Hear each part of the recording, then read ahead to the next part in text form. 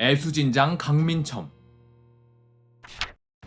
보통 3차 고려거란 전쟁 하면 강감찬의 귀주대첩만 떠올리시는 분들이 많으실 텐데, 강감찬 말고도 3차 전쟁 때 공적을 세운 영웅들이 덜어 있습니다.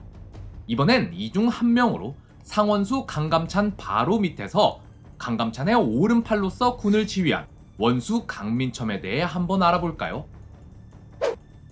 먼저 하나 아셔야 할 게, 고려사에 적힌 강민첨에 대한 기록은 사실 별로 없습니다. 그래서 보통 강민첨에 대해 이야기할 땐 은열공 강선생 실기라는 기록을 참고하는데요. 이 기록은 조선시대 때 강민첨에 대한 기록을 모아 만든 것으로 사실 기록의 신빙성에 대해서는 의문을 가질 수밖에 없습니다. 다만 고려사에 적힌 큰 틀을 벗어나지 않는 선에서 이 기록을 조금 참고해서 강민첨에 대해 한번 알아볼게요. 강민첨은 963년에 강주에서 출생하여 목종 8년에 42세의 나이로 문과에 급제했습니다. 42세면 꽤 늦은 나이에 관직 생활을 시작했죠. 게다가 2차 고려거란 전쟁이 1010년에 벌어졌으니 이때 강민첨은 관직에 오른 지 고작 5년밖에 안 됐을 때예요. 즉 하급 관료였단 건데요. 초기 관직 기록을 보면 장석이 같은 문관직을 주로 맡았던 것 같은데, 이 당시 문관은 무관직도 겸했기 때문에 2차 전쟁이 일어났을 땐 동북면에 애수진장으로 있었습니다. 애수진이라는 진지의 장, 대장이었던 거예요. 얼마 후 전쟁이 터지고 서경성이 위험에 처하자 동북면 도순검사 탁사정이 동북면의 군사들을 이끌고 서경성으로 구원을 가잖아요. 이때 강민첨도 같이 서경성으로 들어갑니다. 거기서 일어난 일들 다 기억하시죠? 까먹으셨을 수 있으니까 짧게 요약하자면, 서경성이 항복을 한 해에 만회하니까 지체문이 항복파 처단하고 또 밖으로 나가서 거란군을 여러 번 격퇴합니다. 그런데 승리에 취한 지체문이 적의 반격을 맞고 패퇴하니까 탁사정이 성을 버리고 도망쳐버렸잖아요.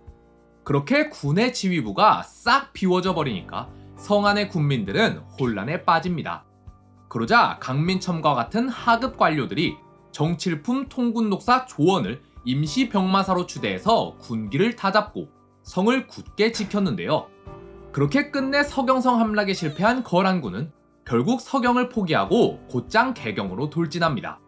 서경은 고려 제2의 수도이자 북방 방어선의 마지노선이었습니다.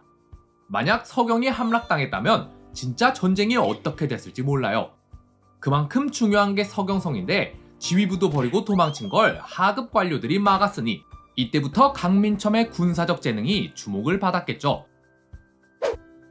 하나 특이한 점은 강민첨 열전에는 이런 기록이 등장합니다.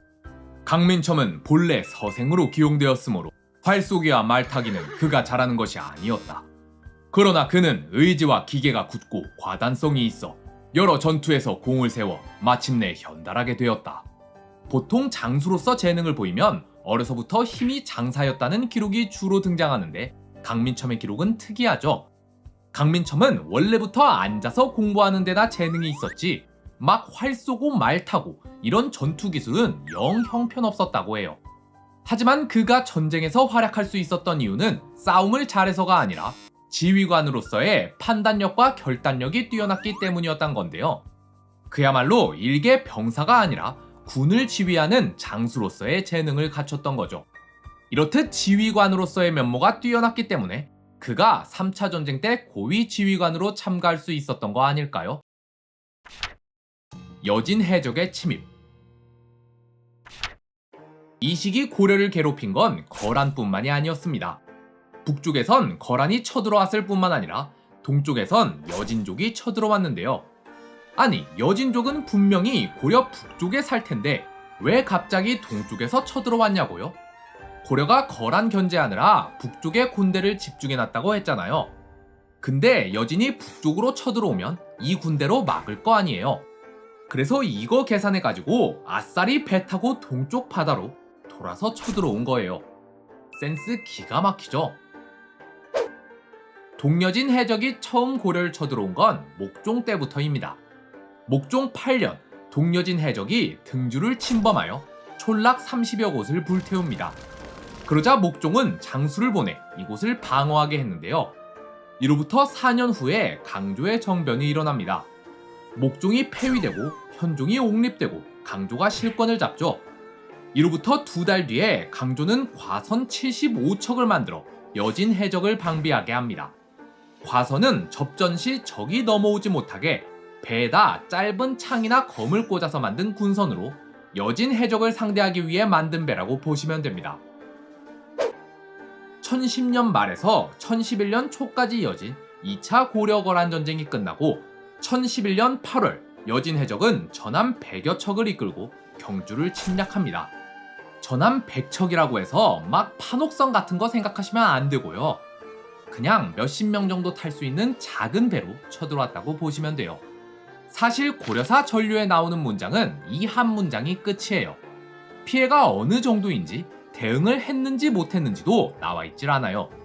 근데 지금 거란이랑 눈치 싸움 하느라 군대를 싹 다 전방에 배치해 놓은 데다 전후 수습으로 조정이 한창 바쁠 때예요. 그리고 앞서 목종 8년 때나 이 다음번에 여진 해적이 쳐들어왔을 땐 대응을 했다는 기록이 적혀 있거든요.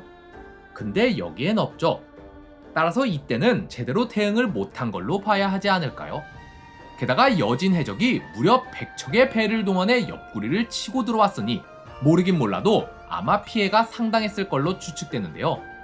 이때 피해를 너무 크게 입었는지 바로 같은 달에 현종은 지금의 포항, 울산 지역에 성을 5개나 쌓도록 지시합니다. 청하, 흥해, 영일, 울주, 장기에 성을 쌓았다. 대대적으로 방비를 하겠다는 의지가 엿보이죠. 반대로 여진족은 이때 아주 제대로 재미를 봤는지 1년쯤 지나서 다시 한번 똑같은 작전으로 고려를 쳐들어옵니다. 게다가 앞에서 얼마나 재미를 봤으면 얘네가 이번엔 아예 청하연, 영일연, 장기연 이렇게 3군데를 동시에 쳐들어오는데요. 근데 이 3곳은 전부 앞서 현종이 성을 쌓아놨던 곳입니다. 게다가 얘네가 지금 똑같은 작전으로 3번째 쳐들어온 건데 이걸 또 당하면 그냥 바보죠. 그래서 고려도 아주 대대적으로 반격에 나섰는데요. 도부서에 문현, 강민첨, 이인택, 조자기를 보내 주군의 군사를 독려하고 동여진군을 공격하여 달아나게 하였다. 여기서 도부서는 고려 시절의 수군과 함선을 지휘하던 관청을 말합니다. 쉽게 말해 해군 부대인 거예요. 그러니까 고려는 성을 쌓아놨을 뿐만 아니라 아예 수군이랑 함대까지 준비시켜놨다가 또 쳐들어오니까 곧장 출동해서 여진 해적을 격퇴해버린 거죠. 이때 강민첨은 안찰사로서 이 지역에 파견돼 있었습니다. 정확한 날짜는 알 수 없지만 아마 제 생각엔 앞서 성을 지을 때부터 강민첨이 이쪽 지역에 가 있었을 것 같아요. 앞서 2차 고려-거란 전쟁 때 강민첨이 무관직인 애수진장을 경험한 적이 있을 뿐만 아니라 서경을 지키는데 톡톡히 역할을 해냈기에 고려 조정은 여진 해적을 대비하기 위해서 강민첨을 이곳에 파견했을 것으로 추측됩니다. 그래서 이 지역에 안찰사로 가 있으면서 성도 쌓고 수군도 모으고 배도 준비해놓고 있다가 여진 해적이 다시 한번 쳐들어오니까 바로 쫓아가서 격퇴해버린 거죠. 이로부터 3달 뒤에 현종은 경주 지역에 성을 추가로 더 쌓습니다. 앞서 강민첨 등이 나서서 여진 해적을 격퇴한 게 제대로 먹혀들었는지 같은 해 10월이 되자 여진족 30개 부족의 대표가 고려를 찾아와 화의를 청합니다. 이제 해적질 못해 먹겠으니까 사과하는 거예요. 현종은 이를 수락합니다. 같은 시기에 여진 해적의 침입 말고도 경주 지역에 피해를 가져온 또 하나의 사건이 있었으니 바로 지진이 자주 발생합니다. 1012년 3월부터 1014년 8월까지 경주와 김해 지역에 무려 8번이나 지진이 발생해요. 이때는 천재지변에 특히 민감할 때니 민심이 엄청 흉흉했겠죠. 그래서 이 시기에 경주 지역에 성을 쌓고 또 지진으로 인해 흉흉한 민심을 다독이고 심지어 여진 해적을 격퇴하기까지 한 강민첨의 공이 특히 도드라졌을 것으로 보입니다. 이 이후로 강민첨에 대한 기록이 없다가 1016년에 현종은 강민첨을 종사품 내사사인이라는 관직에 제수합니다.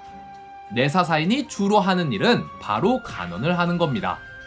왕과 대신의 잘못을 규탄하고 이들이 올바른 정치를 해나갈 수 있도록 비판하는 게 주로 하는 일이었어요.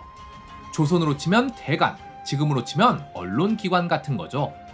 그래서 이 내사 사이는 이후 승진에 아주 유리한 직책입니다. 이러한 직책에 임명을 받았다는 건 강민첨이 조정으로부터 능력을 인정받았다는 뜻이겠죠. 그리고 1018년 거란의 침입이 임박하자 현종은 강감찬을 총대장인 상원수로 임명하면서 강민첨을 그 바로 밑에 원수로 임명하는데요. 이후 강민첨은 강감찬의 오른팔로서 그를 적극 보좌하며 3차 고려거란 전쟁을 승리로 이끄는데 아주 큰 공헌을 해냅니다. 또 다른 영웅들. 강감찬과 강민첨 이외에 3차 고려거란 전쟁에서 미친 듯한 활약을 보여준 영웅들로 김종현과 조원이라는 분들이 있습니다. 먼저 김종현은 3차 전쟁 이전엔 기록에 딱 한 번 등장해요. 2차 전쟁이 끝난 해인 1011년에 감찰어사에 제수됐다는 기록이 끝인데요. 말 그대로 관료들의 비리를 감찰하는 관직입니다. 지금으로 치면 검사 같은 거죠. 이로 보아 김종현도 원래 무관이 아니라 문관이었음을 알 수 있습니다. 다만 이것 외엔 기록이 전혀 없기에 어째서 3차 전쟁 때 그가 무관으로 발탁됐는지는 알 수가 없어요. 다른 인물들처럼 기록에만 없을 뿐 무관직을 겸한 적이 있었기에 그런 인사가 단행되지 않았을까요? 반면 조원은 앞서 한번 등장했었죠. 서경의 군 수뇌부가 비었을 때 하급 문관들이 정칠품 통군록사 조원을 임시 병마사로 추대해서 군기를 다잡고 성을 굳게 지켰다고 말이죠. 이때 조원은 과거에 급제한 지 고작 3년밖에 안 된 그야말로 신입 중의 신입이었습니다.